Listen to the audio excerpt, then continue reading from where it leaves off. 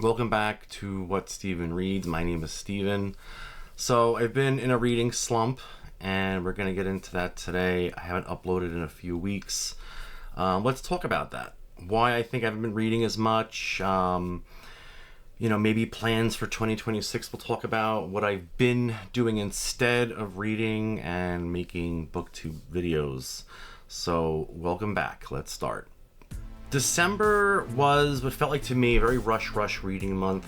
I took on the challenge of trying to read books for the Goodreads Reader Choice Awards. And I had, I think I thought I would read 2 books a week. And I was trying to do that, and I was doing okay with it. But it also involved 2 DNFs of books that I really was interested in reading.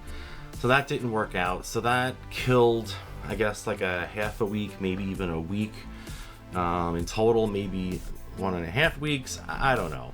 But and then I wound up reading The Merge, which was great. I really enjoyed that novel.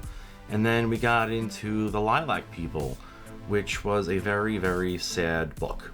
I think for some, the challenge of reading to accomplish under your belt these books to read for the challenges for the Goodreads Books of the Year, Reader's Choice, whatever they call it, I don't remember. I think it's fun.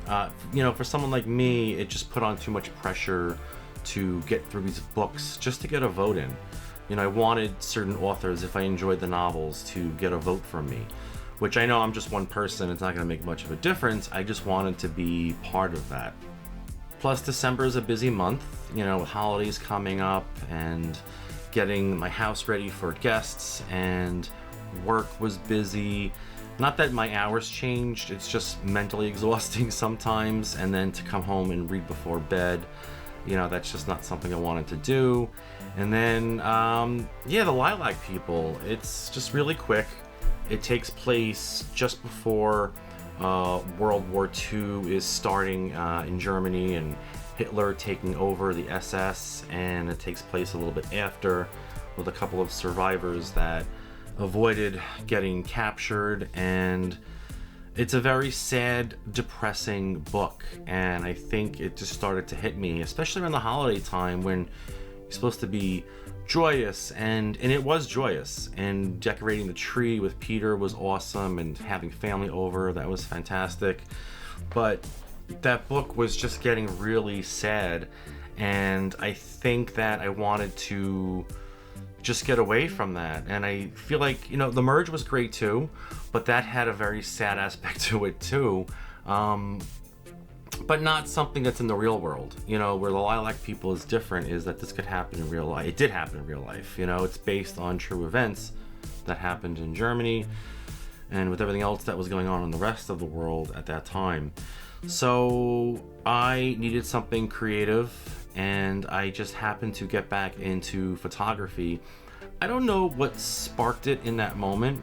I think I had heard that there was a new version of a camera that is in the family line of camera that I have, which is the OM System OM3. And I watched a bunch of videos, and I bought that camera, which we talked about a few weeks ago.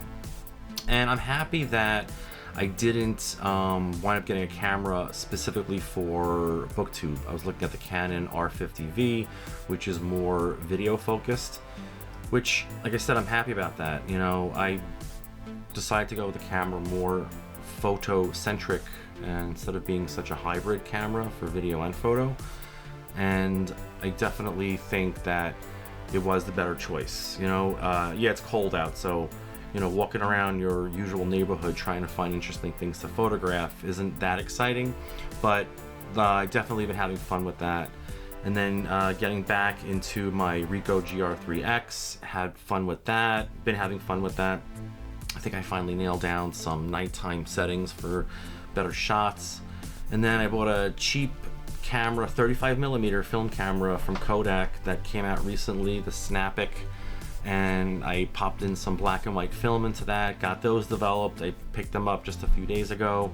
They look fantastic for a $100 film camera. I think it looks great. And then I also got my hands on a Pentax 17. They actually got one of the engineers to come in and work on doing a brand new 35mm film camera, which I think is interesting, which he just left the company again. So I don't know what Pentax is going to do, if they want to do another film camera. So that's been fun. I needed something creative, something to just take my mind out of these depressing, serious books.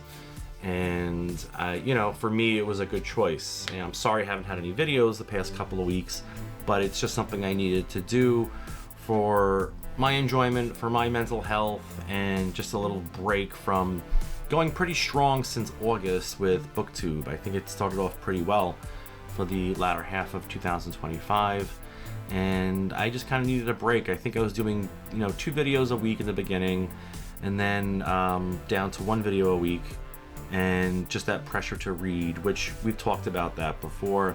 And then I think just reading such serious, depressing, sad books, just, it really hit me. And I just needed something different to do for a little bit. And yeah, so, you know, moving forward, I think I'm going to move on with The Stand. And that's a very bleak world as well, but it's not real, you know. It could happen, but it's not real, you know. This whole entire world, other than what happened a few years ago, it's not to that degree. It's just very bleak and yeah.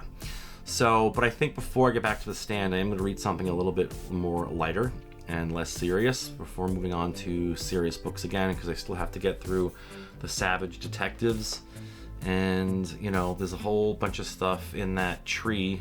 Where is it? That TBR priority tree that I want to get through. So back to the sad books topic. You know, do you consider a book that makes you feel so sad a good book or not? And I think the answer is yes. You know, the book made me feel things, you know, sad things, disturbing things, which is unfortunate for things that did happen. That doesn't mean it's a bad book, though. I think if the author is successful, if he or she makes a reader feel something that touches you, or whether it's mentally or in your heart, or just has an impact on you, you know, to feel the sadness of what has happened. I think the author definitely did an amazing job with that. And I'm not even quite done yet, but I can certainly say, yeah, the author definitely made a success with writing something that touches you. I remember it was just this past week, I think it was Wednesday or Thursday, Peter said, "Hey, what's going on with the BookTube?" And I was like, I know. I said, I just haven't been reading the book, The Lilac People. I have to get back into it and make a video and talk about it. And I just kept thinking about it, because even my friends, my friend Dan and his family, they say, "Hey, what's going on? I haven't seen any videos from you." And I feel really bad about that. It's just that it just wasn't happening, you know? And so that night, I picked up The Lilac People. He was watching something on television, and I read a few chapters, and I just looked over him, and I was like, "This book is sad." He's like, "Stop reading it." And I was like, "Yeah, you know, it's a good book, though." So I did put it down.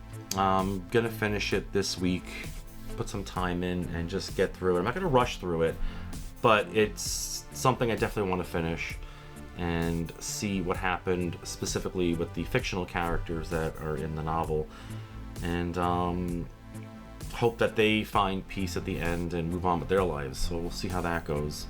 So moving forward with the channel, I said to Peter, I said, you know, what if I just make this a lifestyle YouTube channel? You know, I have rotating interests, which I've spoken about, you know, drawing, painting, photography, reading, you know, maybe decorating or whatever, you know, for the house. Maybe this does become a lifestyle video. But then he was like, yeah, but all of your current subscribers subscribe to you because of books. And I said, yeah, that's true. So, you know, I would appreciate some feedback, what you think about that. You know, are you going to skip over if I start doing books on photos, cameras, or painting? Definitely would love your opinion on that. You know, either way, in the end, I'm definitely going to take the channel in whatever direction I want to go to. It's not like I have 10,000 people at this point where, you know, I'm going to disappoint a big group. I think it's early enough in the process that I could make a change. All the same, though, I do want your opinion of what you think about that. I'm leaning more towards just keeping this book related.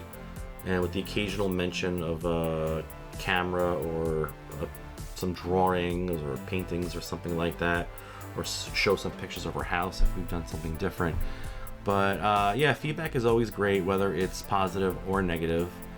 And thanks for watching. And then yeah, so next week we'll talk about reading plans for 2026. All right, thanks and take care. Bye-bye.